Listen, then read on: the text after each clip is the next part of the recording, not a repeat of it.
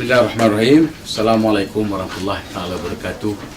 Salam sejahtera dan selamat tengah hari pukul 12. Sidang media mengenai istiadat ataupun Majlis Convocation ke-27 UUM yang akan berlangsung pada 8 hingga 12. Itu convocation.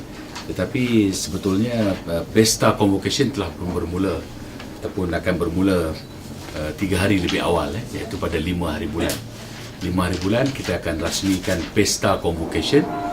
Perasmiannya akan dibuat oleh Yang Amat Berhormat Datuk Seri Haji Mukris, Menteri Besar Kedah. Itu akan berlangsung di Kompleks Sukan manakala pesta combo seperti biasa akan berlangsung selepas itu di tapak pesta. Dan majlis convocation akan bermula pada 8 hari bulan, berlanjutan sehingga 12 hari bulan, kira-kira 4 hari ke 5 hari, 5 hari 5 hari lah, tapi tak penuh lah. Hari terakhir tu dia habis dalam tengah hari dia. Baik. Saya sebutkan satu persatu lah. Ada beberapa keistimewaan ataupun perkara menarik dalam convocation pada kali ini. Yang pertama sekali, pada majlis convocation pada kali ini, kita akan mulakan dengan istiadat pemasyuran Tunku Chancellor UUM yang baru, Chancellor kedua UUM.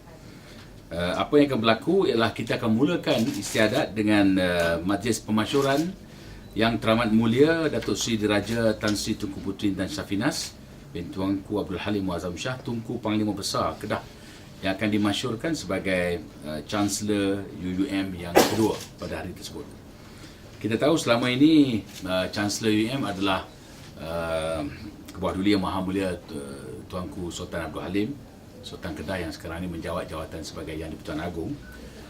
Oleh kerana Tuanku masih lagi menjawat jawatan Yang di-Pertuan Agong, dan atas dasar itu apabila tempoh Tuanku berakhir sebagai Chancellor baru-baru ini, maka bagi membolehkan tugas Chancellor itu diteruskan, maka Tuanku telah melantik anak anda baginda, iaitu Yang Teramat Mulia Tunku Panglima Besar Kedah, untuk menjawat jawatan sebagai Chancellor UUM yang baru selama tempoh Tuanku menjadi Agong. Selama tempoh Tuanku menjadi Agong. Artinya selepas Tuanku selesai tugas sebagai Agong dan kembali semula sebagai Sultan Kedah, yang itu kita tengoklah keadaannya bagaimana.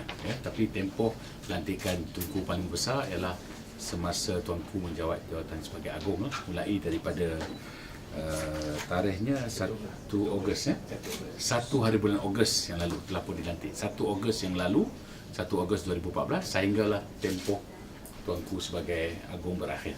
Jadi itulah tempoh lantikannya. Kalau tanya kenapa, jawapannya mudahlah, kerana Tuanku telah jadi Agong. Amalan biasanya tugas Agong yang berat dan banyak, dan tak mengizinkan Tuanku untuk meneruskan tugas sebagai Chancellor UUM, dan mengikut amalan tradisi yang berlaku di Malaysia pun begitulah. Maknanya semasa Tuanku menjawat jawatan Agong, maka biasanya ada individu lain yang akan dilantik. Jadi dalam kes ini Tuanku telah berkenan melantik Tunku Panglima Besar Kedah. Jadi untuk itu pada 8 hari bulan nanti, istiadat pemasyuran ini akan disempurnakan oleh Yang Berhormat Menteri Pendidikan. Menteri Pendidikan 2 lah, kalau tak silap saya, yang telah menyatakan. Menteri Pendidikan 2 akan memasyurkan pelantikan Tunku Panglima Besar Kedah sebagai Chancellor baru UUM, untuk tempoh selama Tuanku Sultan menjadi Agong. Okey, jadi istiadat itu akan berlangsung dahulu, dan selepas itu kita akan ada intermission ataupun berhenti sejenak sebelum kita teruskan istiadat dengan majlis convocation. Okey, jadi itu yang pertama. Yang kedua, dalam majlis convocation pada kali ini, saya sebutkan dulu seramai 6,608 orang graduan akan menerima ijazah. Ini convocation kita yang ke-27, dan Convocation ini juga berlangsung serentak dengan sambutan UUM ke-30 tahun. Kita masih merayakan sambutan UUM yang ke-30 tahun, dan konvo ini adalah konvo yang ke-27 yang akan menyaksikan 6,608 orang graduan menerima ijazah. Kita akan mulakan majlis penganugerahan ijazah dengan penganugerahan 2 ijazah kehormat kepada 2 orang yang istimewa. Yang pertama yang akan menerima ijazah kehormat Doktor Falsafah dalam bidang pengurusan pembangunan ialah yang berbahagia Datuk Seri S. Sami Velo. Datuk Seri S. Sami Velo, seperti yang anda semua maklum, adalah bekas Presiden MIC dan bekas Menteri Kerja Raya, Menteri Persekutuan yang lama. Jadi Datuk Seri Sami akan menerima ijazah kehormat Doktor Falsafah dalam bidang pengurusan pembangunan. Ini pertama kali seorang pemimpin masyarakat India menerima ijazah kehormat daripada UUM. Setakat yang saya ingat 27 kali convocation, belum pernah lagi lah. Saya ingat ini yang pertama kali. Pertama kali seorang pemimpin masyarakat India dianugerahkan ijazah kehormat atas dasar jasa-jasa dan sumbangan beliau lebih 30 tahun dalam pembangunan negara dan pembangunan masyarakat di Malaysia. Atas dasar itu sumbangan beliau besar sekali dalam pembangunan infrastruktur dan sebagainya di negara kita ini. Dan dengan sebab itu Senat UUM telah buat keputusan untuk menganugerahkan ijazah kehormat tersebut kepada yang berbahagia Datuk Seri S. Sami Velo dan beliau akan hadir. Yang kedua, ada 2 ijazah kehormat. Tadi kita berikan pada seorang pemimpin masyarakat, pemimpin politik, seorang bekas menteri. Ijazah kehormat yang kedua yang kita akan anugerahkan juga ijazah kehormat Doktor Falsafah. Tapi kali ini ijazah kehormat Doktor Falsafah dalam bidang pengurusan industri kreatif. Ijazah kehormat Doktor Falsafah dalam bidang pengurusan industri kreatif. Dan Senat UUM pada kali ini bersetuju menganugerahkan ijazah ini kepada seniman Datuk Muhammad Nasir Muhammad, atau lebih dikenali sebagai M. Nasir. Seniman ataupun komposer M. Nasir akan menerima ijazah kehormat Doktor Falsafah pengurusan industri kreatif. Dan penerimaan itu adalah atas dasar sumbangan beliau yang besar kepada industri muzik dan seni negara. Mana data-data Datuk M. Nasir tadi? Yang di mana? Saya nak baca sekejap.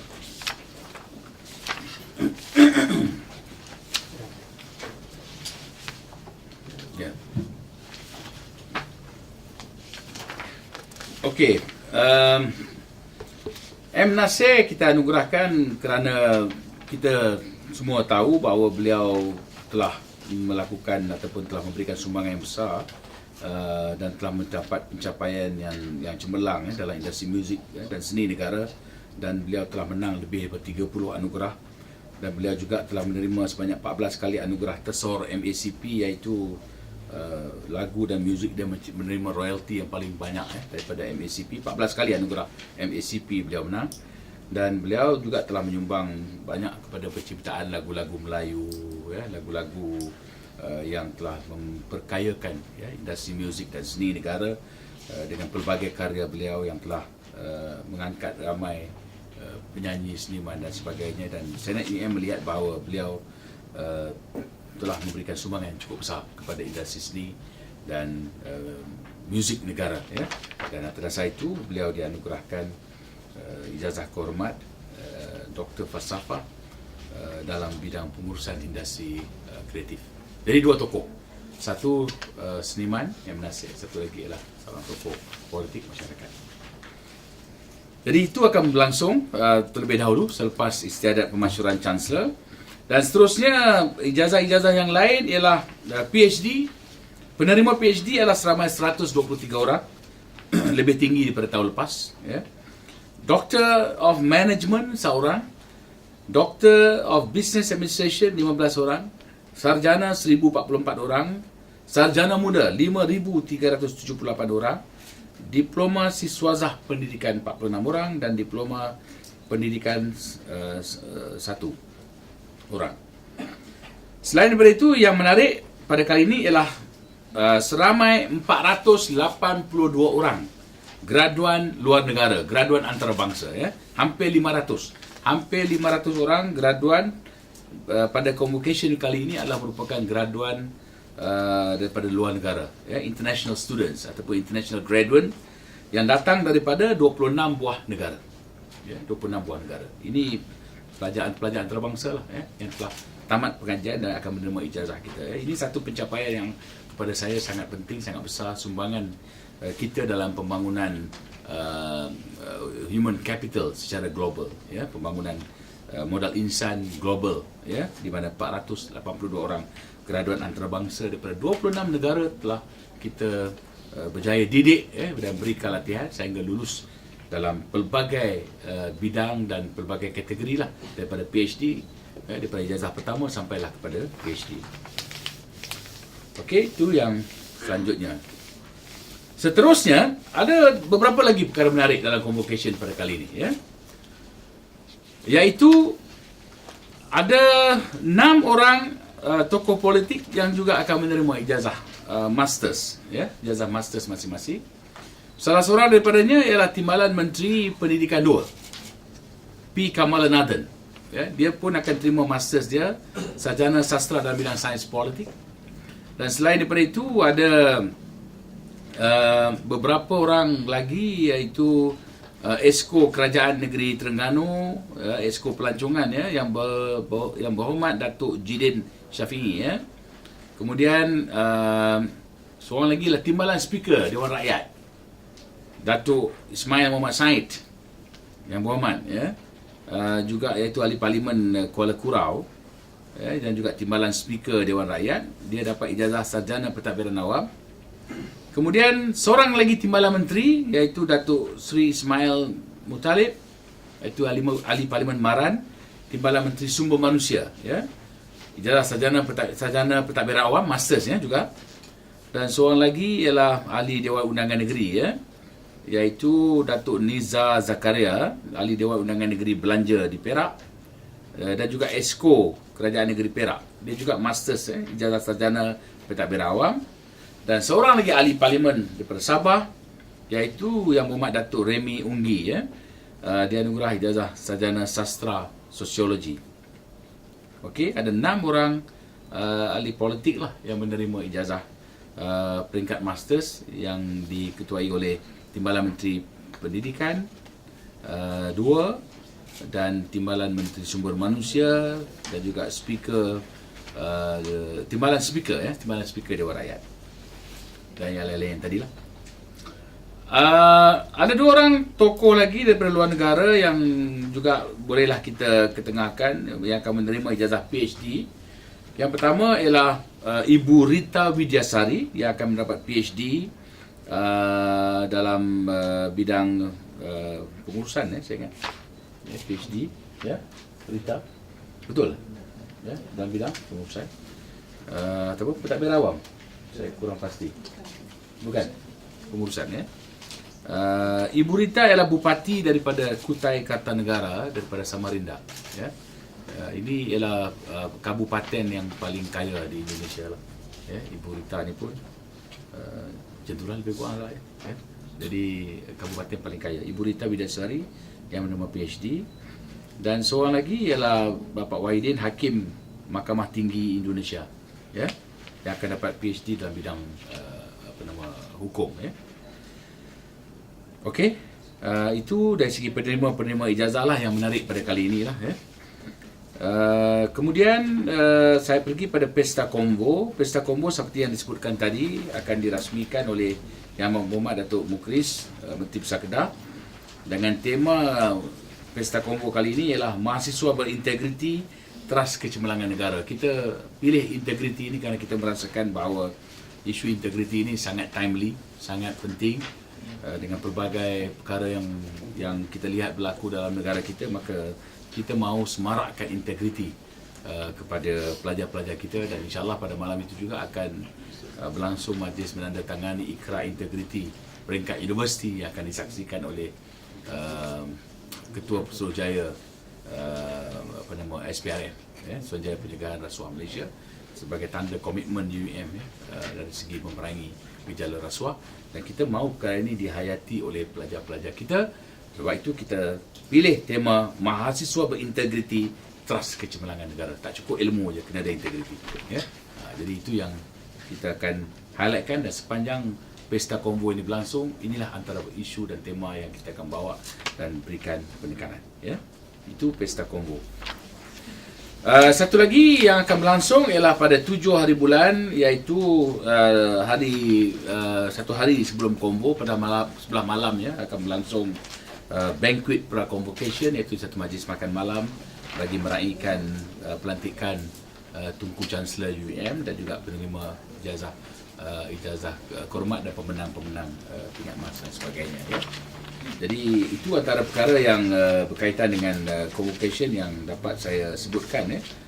Oh, sebelum tu ada lagi ya.